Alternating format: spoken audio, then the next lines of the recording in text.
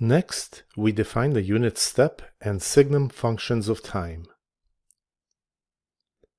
Let's begin with the signum function, which is also called the sine function.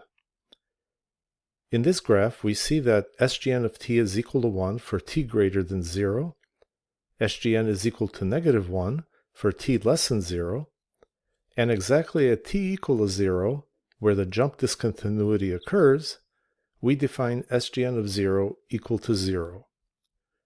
The signum function, therefore, returns a value that is the sine of its argument, and that is how it gets its name. Signum is Latin for sine. Here's the definition of SGN of t stated as a formula. A closely related function, the unit step function of time u of t, has the same shape but a different scale factor and offset. For negative time, u of t is equal to 0. When t is greater than 0, u of t steps up to the value 1.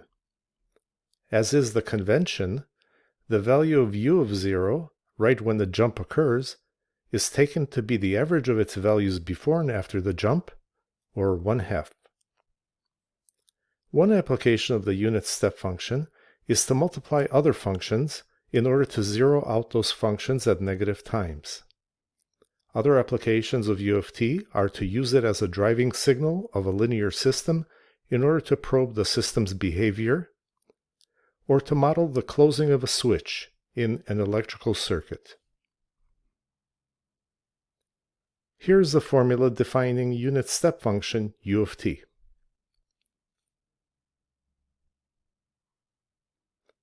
I mentioned that SGN of t and u of t are very similar. This graph clearly shows their similarity. In fact, the formula relating one to the other is u of t equals SGN of t plus 1, then scaled by 1/2.